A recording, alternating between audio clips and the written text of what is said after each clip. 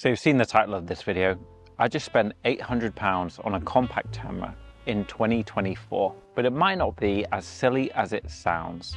There's a rationale behind it, so let's jump right in and explain why did I do that. Earlier this year, I bought the Fujifilm X100VI, and it's been completely transformative for my photography for a number of reasons. I made a video about this before, but I've been really enjoying the film simulations in this camera, how pocketable it is, and the fact that when I look through the viewfinder, I see something very similar to what the end product is going to be. I've developed a workflow that's very much low editing process, if editing at all, and I've been using the JPEGs on this camera for a number of scenarios. I've also been really enjoying the social aspect of this. I went on a holiday with my friend, or when I'm out with Liz, my girlfriend, somewhere, I can take a photo and send it to them immediately, and I can be pretty pleased with what it looks like. No heavy editing involved, and it's very true to life, but with still cinematic colors, and I can dial in everything to my preference. So if I'm so happy with this, why did I go out of my way to purchase another camera?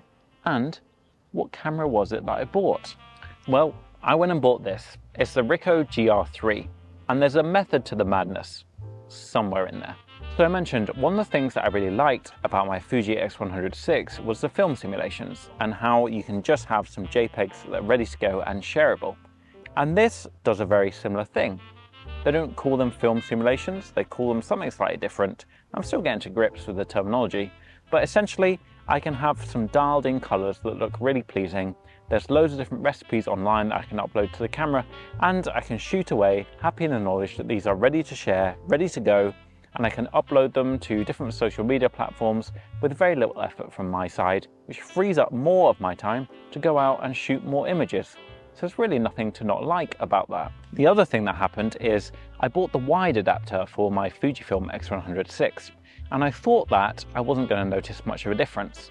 Because let's face it, the difference between 35mm and 28mm isn't exactly groundbreaking, is it? They're pretty similar, normal, standard focal lengths. But what I was surprised about is that the wide adapter really made a difference to my shooting experience, and I was able to get shots that actually looked and felt really different. They were much more environmental in nature, and I really enjoyed having that slightly wider focal length. So then, when I saw that the Ricoh GRIII actually has a 28mm lens as the native focal length equivalent, I thought, this seems a little bit too good to be true. And so you might think, well, Gabriel, why don't you just use the Fujifilm X100VI with the wide adapter? Why do you need to go out of your way to find a completely new camera? And I think the answer to this one is pretty simple as well. When you attach the wide adapter to a Fujifilm, it becomes very large. And already the Fujifilm, one thing that I was kind of struggling with is I shoot so many pictures. I want to take a camera with me every single day, everywhere that I go. And it's slightly larger than I would want it to be. It's perfect for travel, taking on holiday, but it's kind of like a small bag camera, and it's not a pocket camera. Whereas this, the Ricoh GRIII, is definitely pocketable. So I've been finding it much easier to carry this with me everywhere that I go. It's also much more inconspicuous than my Fujifilm camera. Now, I know this is partially my fault because I got quite the flashy silver Fujifilm instead of the black one, but this one is really small.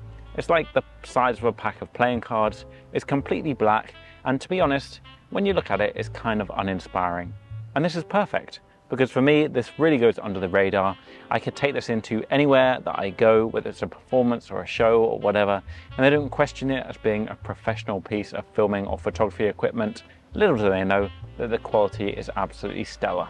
Now, there were some definite considerations when thinking about this. First of all, £800 is obviously quite a lot of money, but I do think I'm going to get my money's worth, and I've already been taking this with me on trips and really enjoying how easy it is to take with me everywhere that I go, and the output that I get every time I click the shutter button. The other thing is that this camera was released all the way back in 2019. Now, Ricoh have released several versions of this, and there doesn't seem to be a GR4 coming very soon, or at least the rumor mill doesn't seem to think so. Finally, the second-hand prices of these hold up pretty well, so I'm hoping that it will be a pretty good investment for the future if I do decide to offload at any point and buy something else. So all of those things together kind of gave me the confidence that I needed to pull the trigger on this camera right here. So I got a video coming soon breaking down shooting with this on a trip that I recently went on. And I'll talk all about my first impressions when actually using it. Overall, I think we're looking at the future of cameras here.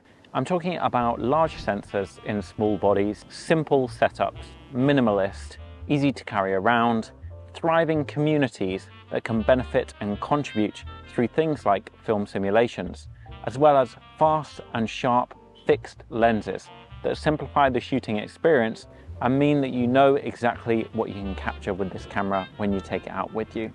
It's a new wave of photography, I think, one that is much simpler, much more social and easy to understand, and much more ready for sharing with other people. I've been really enjoying this new style of shooting, and I think that this £800 represents an investment into the way that I'm going to shoot going forwards, and I hope that the result of this will be that I shoot a lot more photos this year, simply because it's going to be easier for me to have a higher quality camera with me at all times. And that really is the aim. I think even when I go for a longer run, I'm going to be wearing a running vest and carrying this little camera with me. It's that easy to stash away and take everywhere that I go. My iPhone produces pretty good video, and now I can take this camera with me as well to take photos, and it turns into a killer everyday carry for both video and photo content creation. I hope that makes a little bit of sense. But really, I wanted just to get your thoughts. What do you think? Is this a good decision? Do you think I was justified in pulling the trigger on such an old camera at such a time like now? And what would you like to see in terms of comparing this to the Fujifilm X100 VI? Let me know in the comment section down below, and I'll get back to you and maybe even create a video about it. Finally, I just wanted to say thank you very much for all of the support on these videos. It's been great to build this little community here on YouTube.